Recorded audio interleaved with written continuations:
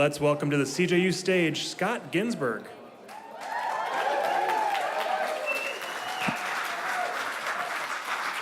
Excellent. Thank you, everyone. Very warm welcome. All right. Well, first off, thank you all for coming today. For the next few hours, we've been working a long time on planning this. You're going to hear from me about different global markets. What are some big markets? What kind of trends are we seeing? But then right after, right next door, we have over 50 clients from all these different territories here to meet with you. So for both publishers and advertisers, we have a great opportunity to ask some questions, figure out how to form a strategy with these different partners. Couple quick logistical items before we get going. Some of you have heard there is a contest coming up. So we do have with some of our exhibitors, they're going to be giving out some really, really cool prizes. So if you haven't already, just make sure you download the app. So I'll give everyone a few now, but make sure you download the app because in a few minutes, you're going to see our contest pop up on the actual app. In addition, looks really, really cool. This is our expo sponsored by Payoneer.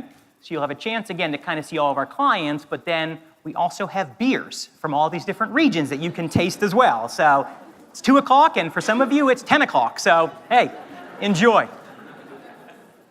All right. So before I get into the index, a little bit of a story. I'm a proud New England Patriots fan. Thank you, thank you. That's what I was hoping for.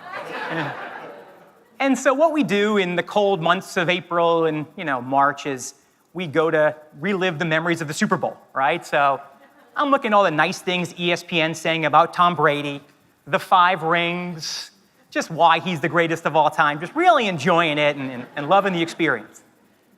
And then I came across this photo, and I'm like, wow, Tom Brady's a god in the US and in China already. So it piqued my interest, and I started to try to figure out, how did that happen? Did they just all of a sudden realize how important the Patriots were, how great of a team they were? Wasn't really sure. But what I realized, this was actually part of a 20-year strategy from the NFL to grow their product globally. And just in the China market alone, we now have 31 million new NFL fans that are now buying merchandise and shopping just through what the NFL did, and that's just in the last 4 years. So it just started to pique my interest even more to learn, well, how did the NFL do it? How did they come up with China? What did they look at? And what it came down to is these 3 criteria. So as some of you may know, every year they have a game in London, right? So when they first made that decision, there was a lot of logistics. There's bye weeks. There's a travel schedule. There's also trying to figure out how to even get, so if it's at 2 a.m., how do people watch the product, right? So that was a huge, huge factor in where they decided to go. As well as consumer opportunity. So I don't know if anyone remembers NFL Europe, but the NFL made a big mistake there, and they actually folded it in 2007 because they were losing over $30 million a year. And the reason being, they didn't do their homework. They just assumed the product works, bring it to Europe, you'll get consumers. And that wasn't the case. They underestimated that by having a diluted product, you're not going to get the same levels that we do here at the US. And then future growth, right? You could argue 15 years ago, you had to look at not just what was happening then, but where are the trends happening? If you're going to make an investment, which markets are going to pay dividends? Which ones are going to be your next big markets? And in China alone, what they did is they saw it to be such a big market for future growth, they actually created thousands of junior leagues, with the idea being, get these young kids to start playing football. The cousins, the parents, the grandparents all became fans. So it was just a really, really cool example of something that didn't just happen because of some effort and enthusiasm, they were able to make that happen. If anyone cares to learn more, there's a great Harvard Business Review study all about the NFL, but you're here to learn more about affiliate. So hopefully some of you made it to Parag's keynote this morning, but if you did, it couldn't have teed up what I'm doing even better, right? It talked a lot about global opportunity, connectivity, what consumers are now able to do all over the world. And what gets me excited is that affiliate is probably the closest out of any area to seize this opportunity. It's hyper-local, right? We have a ton of partners here today that can talk about the consumers And you're already speaking to those consumers. So when we look at it, we try to figure out how do we showcase some of that data. And what motivated this index is actually when I was here last year at CJU. I was talking to one of our award winners and noticing that they had just grown tremendously year over year. It was just off the chart numbers. And I noticed that their second biggest market was Poland. So I said, oh, how did you develop such a strong following in Poland? And they couldn't answer. They just said, you know what? Some consumers just really like what we have to sell and just kept going with it. So that made me think, wow, if that can happen organically, what can happen if we can arm all of you with these different aspects of these markets? How to set you up for success, and shifted that from organic to strategic, the sky's the limit, right? As Waleed mentioned earlier, we've seen 3 times double-digit growth in the last 4 years, and we expect that to actually accelerate even further because there's markets that are just growing like crazy that I'm going to show you in a few minutes. So how we did it, right? So it was a lot of conversations with our data science team. We took over 1,500 data points, and we looked at them and said, similar to what the NFL did is put them into buckets. What made the most sense for how do affiliates look at it? Both advertisers and publishers, right? So sort of looking at one of the big ones, consumer opportunity. Are they willing to buy cross-border? What are they buying? Are they just buying in fashion? Is it travel? Is it electronics? So really seizing what's the opportunity. But also, what are some of the trends we're seeing? As Parag mentioned, there's some countries that are not only connected, they've never even seen a desktop. And all of a sudden, they're able to transact on a mobile device in an incredible fast speed, and quite frankly, more efficiently than in the US at times. So really just looking at where are those customers and what is the biggest opportunity. And then future growth, right? Obviously, if you're gonna make an investment, and we hope you walk out of here today with some inspired ideas, you want it to pay off not just now, but 2, 3, 5 years from now. You wanna plant that flag and see the benefits. You wanna find those consumers and see it be part of your strategy. Economic health, right? You're gonna see a lot about logistics and taxes and tariffs and all these different ways consumers look at these goods, and it's important to consider how strong is that economy? What's an expected AOV? What type of products can do well given those tax thresholds in these different countries? And lastly, logistics. And I'll say with logistics, it's often a non-starter. When I talk to advertisers, I often get, I don't ship to China, or I don't take payments in different currency. Even this morning, a gentleman asked about how do you accept global payments? It is challenging. However, partners like Payoneer, like Borderfree, they have solutions. So if that's something that's holding you back, just talk to your partners. Find out how they've been able to help different folks mitigate these concerns, and quite frankly, turn them into opportunities. As well as language, right? There are absolutely certain countries that you need to be in the native language, right? And it's not gonna work where they're not gonna just say, oh, it's English, that's fine. But knowing that and helping to understand how you wanna optimize and target those consumers is a crucial part to navigate some of those logistics. So now for the contest. So if you could all take out your phones, devices, whatever you have the app, and what you're going to see is a new poll that says contest. Or I think it says contest, yes, but you'll see something here. Please open that, and you're going to see the top 10 markets that made the list. So if everyone can see it here, it's all in the app, so you can see it. Make sure they go into the session. Yes. Perfect. So the 1:15 on Tuesday, my session, I think most of you RSVP'd, but you'll be able to open it. And I'll give it a few minutes as we go through here, so you will have some time. But as you're loading that, I want you to keep in mind 2 different things. One, it is not in our order. So what I want all of you to do is rank it from number 1 being based on that index that I just showed you, what do you think scores the absolute highest, all the way through to 10.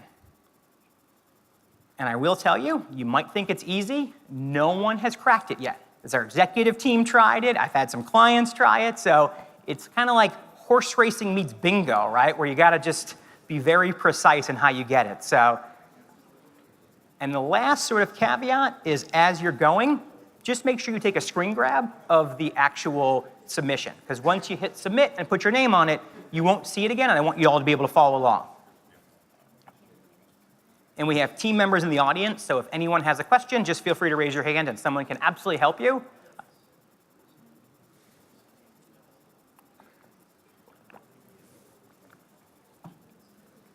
And lastly, if you don't have a phone for some reason, we are accepting old school notes, so feel free to just write it out, and we will accept that as well.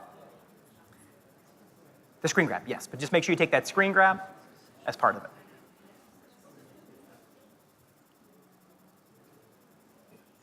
And as that's loading, there are some really, really cool prizes. So 3 of our exhibitors next door. The top one is we have a Movado watch as part of Ashford. So there's actually 2 Movado watches, so we're gonna have 2 grand prize winners, a $100 gift card to GNC, and as well as a $100 Visa gift card from Booking. So I saw some people maybe not put it out there. I should have probably announced that a couple minutes earlier, but hopefully that all gives you a little bit extra motivation. All right. Give it a few more minutes.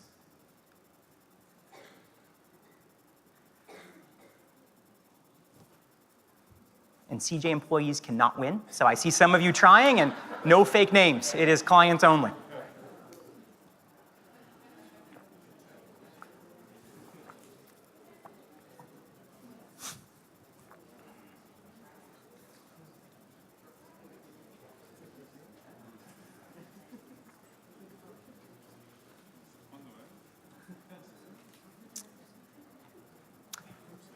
I didn't want to stress anyone out earlier, but if there is a tie, we are going with the submission that comes in first. So I intentionally didn't say that to make anyone nervous, but if there is a tie, you snooze, you lose.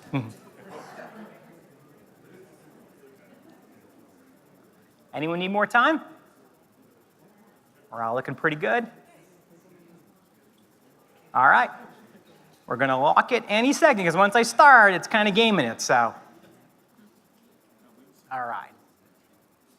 Now, I'm about to, as I show all the different countries, I'm going to start with number 10 and go all the way through to 1.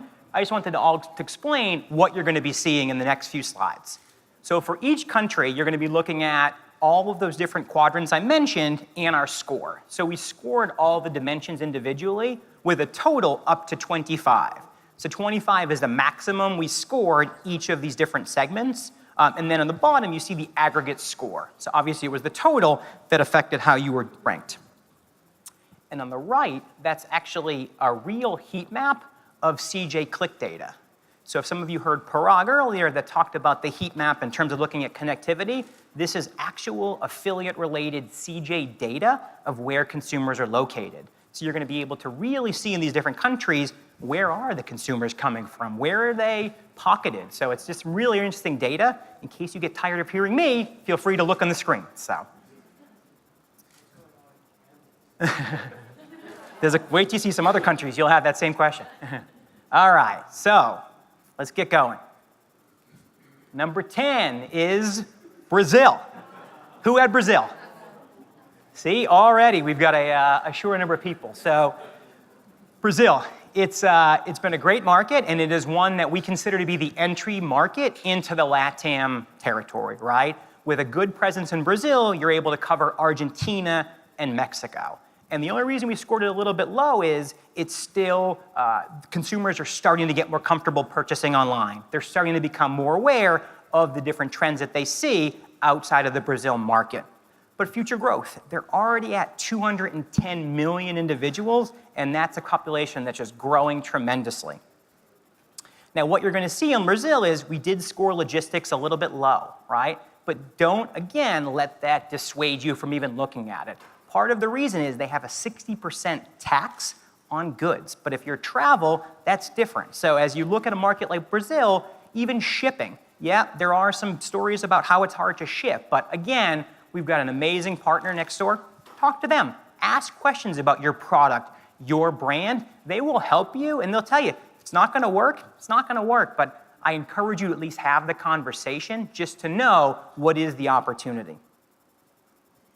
So you're also going to see some takeaways. So if anyone's taking notes, you can download this on the same app right afterwards. So don't worry if you're not getting all of this, but really just wanted to highlight as you walk out of here, just some real actionable items you're going to see from each market on how to succeed in Brazil.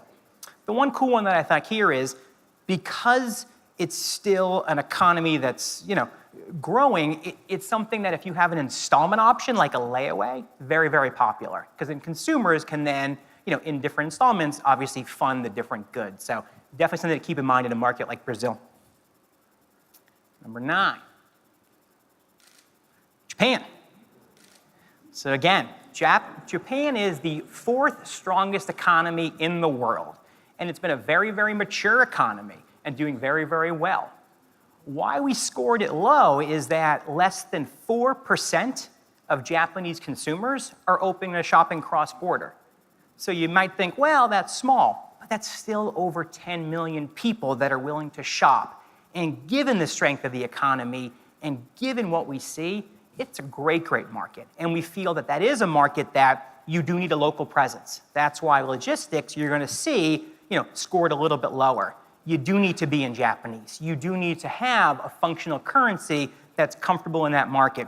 But again, we have an amazing partner in Interspace willing to talk to you, have a conversation, find out about your products, and again, we can definitely customize and work with you to meet your needs and meet your goals in a market like Japan. And again, for some takeaways, prefer native language, and then one thing interesting is in the summer months, there's the annual bonus. So where we see Q4 spiking or Singles Day in China is obviously pretty big. In Japan, they get a big bonus in the summer. So that's where the discretionary spending is the highest. So if you have a luxury item or if you're travel, keep that in mind because sometimes summer is tough for affiliate. Could be a good opportunity in a market like Japan. All right, in the 8th spot is India. And you even heard Parag talking about how it's going to surpass China in the next 10 years. So India is a market that's just fascinating to me because you would have thought, or I would have thought, that who's driving some of the spend in India is that higher echelon. It's that sort of the highest class in India. Well, what we find is actually it's the middle class, right? Through offshoring and through having this connection to a lot of US brands and products, that's the group that we see taking off in a market like India. Now, future growth, you just heard it, it's 1.4 billion, it's only growing. But the one thing in India is less than 5% of consumers have credit. 95% still use cash. So they know that's a problem. And they know that to continue to thrive and offer the experiences, there's something has to give. So the government actually removed their $500 and $1,000 rupee notes a few months back. What the goal being is if people don't have these big bills, they won't be stashing them away, and it'll force them to use credit. So we've already seen that start to have an impact, and there are other companies. There's a Flipkart, there's PayPal. So again, if market like India, which has a ton of potential, don't be afraid of some of the logistics. We can certainly help you to figure out how to pave your way in a market like India. Again, we actually have some clients that have seen quadruple growth in the last 2 years just on purchasing travel, right? There's a strong appetite to consume travel, whether it's booking a trip to the States, other areas. We've seen a really, really big uptick there.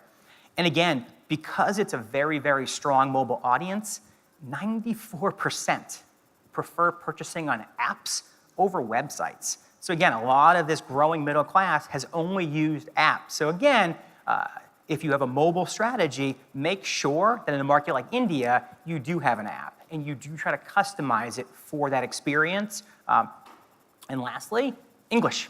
You don't have to have everything in English. Actually, some consumers prefer English because they know that it's coming from somewhere that they different, right? So it is something where you don't have to have full translation to succeed in a market like India. All right, so 7th is South Korea. So does anyone have it right so far? No one has it right. All right, we do have a tiebreaker, so we're going down to top 8 and then top 6. So if you haven't won yet, someone will still win today. So don't worry if you're feeling like you haven't gotten it. South Korea. So South Korea has been the strongest both mobile penetration and mobile conversion out of any market that we see. We know it's an extremely tech-savvy market, but because of that and because of the technology advancement, they're transacting in ways that we haven't even seen yet in the States. They have some really, really cool innovations and technologies that do allow for those consumers to transact in a market like South Korea. Now, future growth, again, is very strong, but again, in South Korea, the logistics are still something to keep in mind, right? It is something where they do have one of the lower tax rates. However, it is something that shipping is still a big concern, and you do need to understand how to win in a market like South Korea. Again, lower import taxes. So yes, it is a factor, but if that is something that, depending on your vertical, keep that in mind, that it is the lowest that we see in the APAC region. All right, now to get into some of the European markets. So France. So France is an interesting market where we've seen 20% growth year over year for the last 3 years. So it's been a market that these consumers are very, very open to purchasing outside of the French market. And when they do it, it's often looking at, is the shipping going to be fast? Can they get, and if they have an option to go in store, they absolutely will. So if you're looking at a market like France, absolutely, we see travel do well, we see electronics do well, we see fashion, but definitely keep in mind what the consumers are looking for, and you gotta make sure you're competitive, because they will look for other options and the consumers will find other areas to transact. But again, out of most European markets, we scored logistics very high, and it is a market that's relatively easy to get into. Again, as I mentioned, the shipping is a big factor, and again, these consumers are very price conscious, so just make sure, given what they're looking at, you are competitive, as I mentioned. All right, so Australia. So don't worry about the map. It looks like it's kind of quiet, but the way Australia, if anyone hasn't been there, it is a hyper saturated area. It is one that, I don't know what percentage live in that little zone, but it's the majority. But the one thing with Australia is that 3 out of every 4 consumers have made a cross-border purchase. So they are very, very open. They are very, very motivated to shop through American brands and UK brands and other brands. It's a very, very strong consumer. Really, the only ding on Australia is its size, right? If it was bigger, it probably would even be stronger on this list. But they have a $700 threshold for taxes, which, again, compared to most of these countries, make it a non-factor. So again, Australia is another one that, if you've considered, or some have already had strategies because of the English speaking, it's been a really, really good market for us as well. Again, it takes a long time to get there, so the long shipping costs are definitely understood in that market. Of course, consumers would prefer faster, and some of the different technology I think will help with that, but it is a long shipping time, so just be wary of that when you're working with different consumers. All right, good timing with the OPM pros guys just coming in now that I'm representing Canada. So Canada is a market that I believe we've taken for granted. It's easy, right? And I think oftentimes when I talk to a brand, are you global? Yeah, I'm in Canada. And that's good, but I think that's allowed us to underestimate the potential of the Canadian market. Similar to the US, most clients and most consumers do use loyalty programs. They're very comfortable shopping online. And the other thing is, they like different brands because obviously with a shared border, they know about US brands. They're familiar with a lot of brands we have. And in addition, a lot of brands in the US actually have factories now in Canada. So again, it makes shipping, it makes logistics a lot more easy to navigate given the potential. All right. Again, with language, it does not have to be in French. Outside of Quebec, it's very acceptable to be in English. And again, given the logistics, shipping and tax are not a concern. All right. Now, the final 3. We've got Germany. So Germany is a powerhouse for us. We've seen quadruple growth over the last 3 years in the German market. It's been incredible, and travel has been the big driver of that. So just travel alone, we've seen some incredible growth. And German consumers are very open to transacting. Now, not for everything, and if the options are available, they would prefer to buy domestic. So keep that in mind as you're looking at these different markets and what your product is, but it is somewhere that if you have that right niche, you can absolutely do very, very well in a market like Germany. Again, growth is a little bit on the slower side compared to other markets that we've looked at, but again, logistics are not too hard to navigate in a market like Germany. Again, price-conscious consumer, and if you can, it is very important in a market like Germany to be native with the language. They do prefer that, and quite frankly, 3 out of every 4 would abandon if they're not feeling it or they're not seeing it in their native language. So it's very, very important to work with your partners to make sure that you have that experience in a market like Germany. All right, so down to the final 2, and I will tell you, it was a very, very tough decision on where to stack these 2. The UK has just been a phenomenal affiliate market. I'd argue, in the 12 years I've been here, we've often looked at the UK versus the US. It's very similar. It's a very similar consumer. There's a lot of retailers like Harrods and different brands within the UK that have created this really, really good experience. So what's important is that consumers in the UK are already comfortable shopping online. Quite frankly, they do better at in-store pickup than we do here. So it's a market that's already paved the way, and we have some great, great partners that are here to help you. So if it's a market that you've either looked at and thought about, we highly recommend, again, looking at the UK. Logistics are very, very strong. And again, there's a very, very high consumer demand for different products. And lastly, because some brands and some of the big department stores, you can buy other products, keep very close attention to what your costs are and shipping.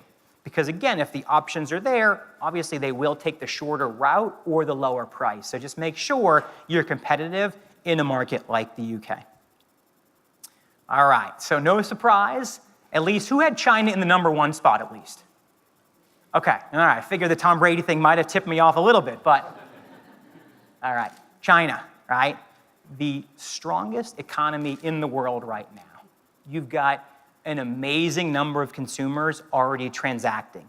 So just like the NFL saw 31 million additional consumers, we saw 100 million. That's just new consumers that are coming online and transacting through affiliate. And not only is it now happening, but in the next 3 years, that number is actually going to be greater than 100 million. Because these consumers are finding that they can gain access to these incredible brands and be able to transact with all these different brands. So it is something that we absolutely see as an incredible opportunity to be able to penetrate a market like China. Now again, you can see here logistics. It did score low. And when I often talk about China, that's what I get. Well, we can't make it work, or we're not equipped to be able to transact in China. Again, it's not easy. There's a lot of government regulation. There's a lot of things to navigate, but we have partners like Border Free that can help with drop shipping. So if you're an advertiser and you don't ship to China, it doesn't have to be a non-starter. You can absolutely still transact, as well as there's so many different payment options in the China market that these consumers have figured out a way to transact, and the opportunity is just too big to not consider if logistics has been a big concern for you. As you can see, those are a few call-outs to the different payment options, but again, these mobile-first consumers are very, very comfortable shopping online. And again, health and beauty and apparel do very well. In fact, these consumers, just for the authenticity of a US brand, are willing to pay more just so that they know it's real, that they know I got it from this merchant in the US or in a different country. So not only are customers comfortable shopping, they prefer, and a lot of our clients, it's not always just kind of working with a market over in China. We have teams fully built here in the US to work on the China market, just to work with the brands. And a lot of their effort is just explaining and just informing these different retailers about the opportunity and quite frankly, dispelling myths, right? Understanding and helping them to set themselves up for success in a market like China. So again, you can see here from an aggregate level, these are all the scores. So again, you can download this immediately after. But again, what I'm hoping this did is it either opened your eyes, it piqued some interest, it gave you some fodder if you're thinking about a global strategy. Because what I want to have happen now is we've got, again, 50 clients right next door. My whole global team is going to be here for the next few days. We love talking about this, right? We're absolutely passionate about this ability to expand, and we want to talk to you. So I highly recommend either at the expo, after this we'll stick around. We really want to help you to navigate in these different markets. Again, just to remind you, we do have the expo with the beers coming up over there. Figured one more plug. Some people left, so I wanted to make sure that they knew. And lastly, to inspire you in terms of some of the conversations to have with some of these partners, it's not just trying to put a coupon into a market. It's not just how to tap into a loyalty program. This story is, again, they are two of our exhibitors, but it's a cool story regardless. What happened here is Ashford has had a really strong partnership with SMZDM. And what they did is in China market, if an influencer talks about you in a positive way, these customers love that, right? So what happened here is they flew influencer all the way over to the Ashford headquarters and did a live stream from their factory. They had over 1 million views of people saying, wow, that's really cool, back to the authentic experience. They could see that for themselves. They could work and understand what Ashford's all about, right? And it only helped to accelerate not just the 1 million viewers, but also their brand reputation is only enhanced by having some of these influencers talk about you. That's the type of opportunity that I feel affiliate can ignite. It's not just having a search campaign. It's not just a display ad. It's real connections with consumers in these different markets and getting them to understand and transact with your brand. All right, lastly, thank you. And we have a little Q&A after here, so.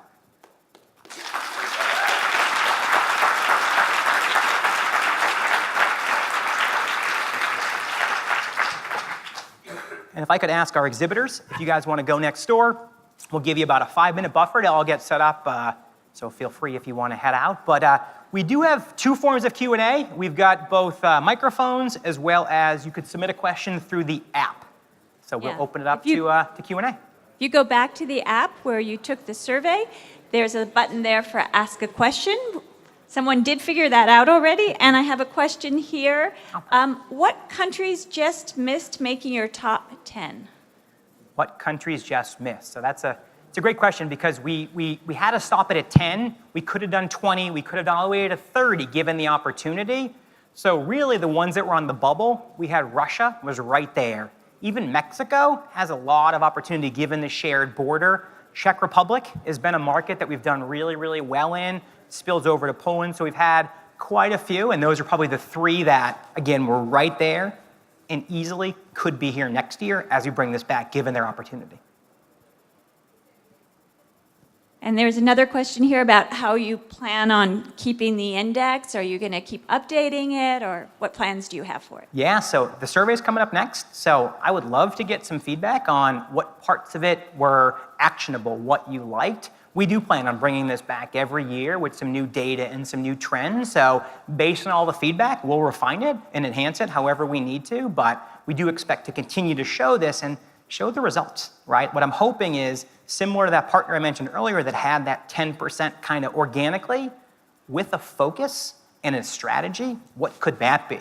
So I want to also show some cool examples, not just the Ashford SMZM. I hope next door we can get 10, 20, 30 more of those things happening, and it's a great opportunity. These people have flown from all over the world to talk to you, so that's my goal, is to kind of bring some of that back and then show the index again. Any questions from the audience? All right. Thanks, Alexis. Hey, What's happening? Scott. Getting a drink break. All I'm right. afraid of this question.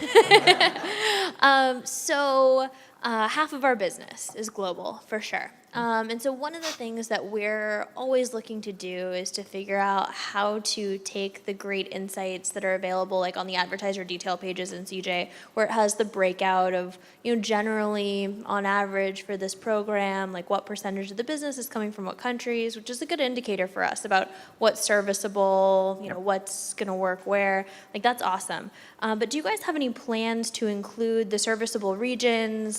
Because there's a difference, obviously, between where someone ships and then obviously what actually tracks, as we all know if we're global, to include that in the APIs so that it's more consumable and we can kind of take consistent action on that with our tools. Yeah, so I think Mike Biller from my team, who represents the APAC, has been very, very passionate about that topic because you're not wrong. It is tricky right now to understand. For example, we had a hotel chain, right? And they didn't know how to answer, is it serviceable? Can I stay there? Versus can the consumer transact there?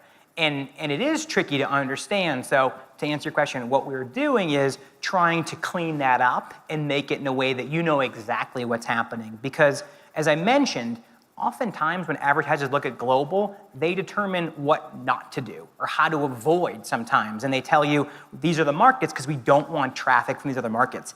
And I think that's flawed. So I want to change that where we're actually looking at these different traffic breakdowns for opportunity. So we know that these hotel chains want you to focus on these different regions. So absolutely, we're looking to enhance some of that functionality to be not just able to access through the API, but I want to start tapping into some of this cross-border data. So you can see some of these heat maps and know where your consumers are. So similar to that client that had the Poland reach, rather than waiting for me to ask them, like, how do you understand through our system what's happening and see something? And then start to cross-reference that into AOV, into trends. So big ambitions to start to unleash some of that data. Given the opportunity, we're going to do it. It's just a matter of getting some feedback on the best metrics to share that will ignite that investment, but absolutely. Yeah, it's funny because we have a lot of conversations with advertisers where we ask them, like, which regions are you serviceable in? Do you ship to? Do you track to? And often, like, they don't know. Yeah. So if you guys have the data around where those transactions are already happening, like, that can help inform all of us. Yep, absolutely. Anyone else?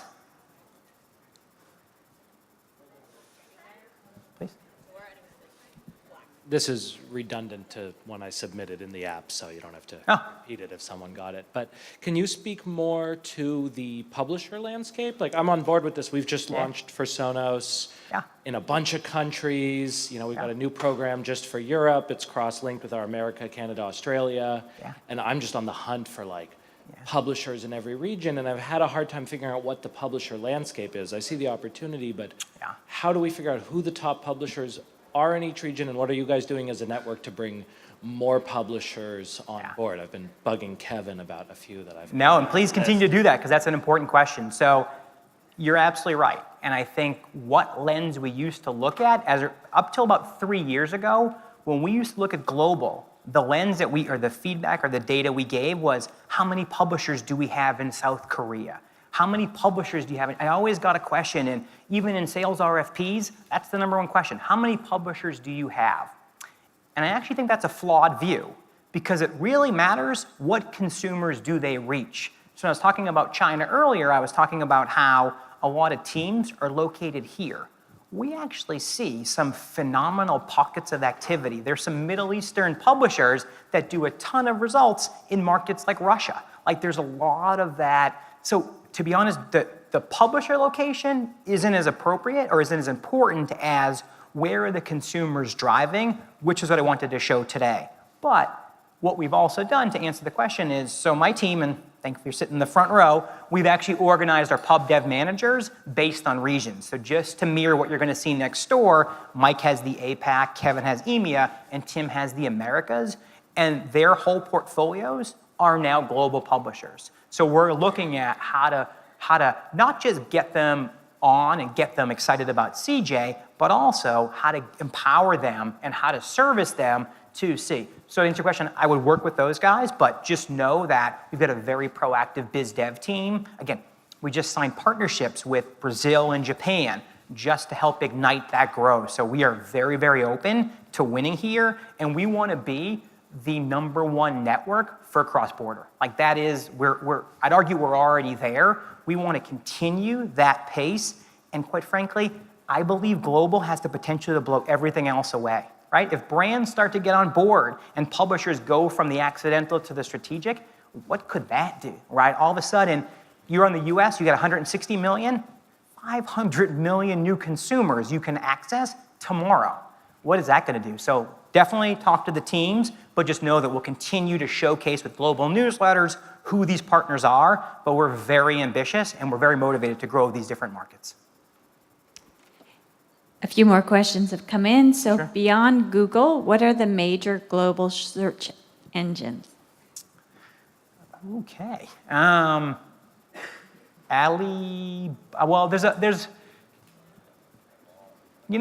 I'd say with that question, whoever had it, I will happy to sort of dig in a little bit deeper.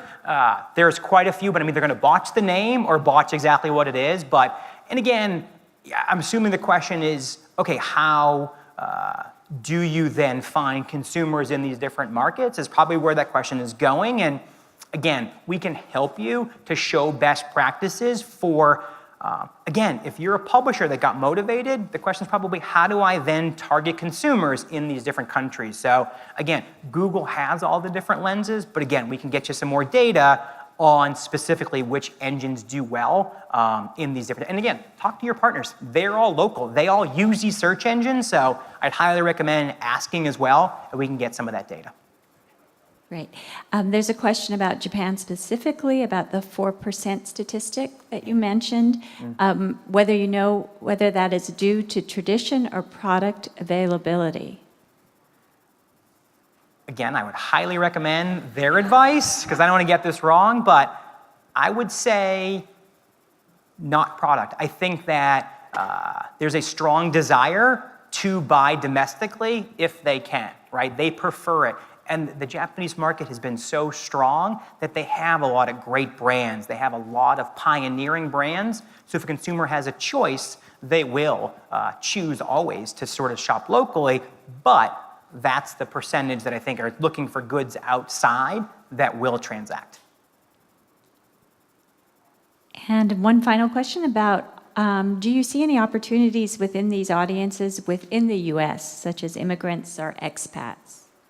Absolutely. And I think that's something that's probably underestimated, that with a strong global strategy, you can have spillover into the US. And I don't know if anyone from Deal Moon is here, but Deal Moon, oh, there you go, excellent. That wasn't even a plug. But Deal Moon, they target the Asian American audience in the States, right? So again, knowing these trends, knowing what resonates, knowing what sells, it's not just to help with transacting globally, but also right here. And we've seen, whether it's Latin American consumers and other consumers also coming into the ecosystem. So absolutely, it's for both domestically and here. So. Maybe I was going to ask. Please, yeah.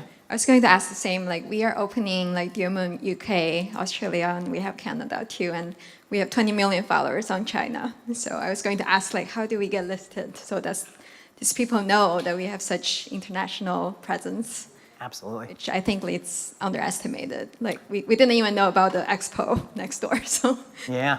No, and we're trying, obviously, as you can see, putting this event on the pedestal for this year, but that is something that we're going to continue to bring new opportunities on how to grow your business. So I think Deal Moon's an amazing story about one that's found a really cool niche.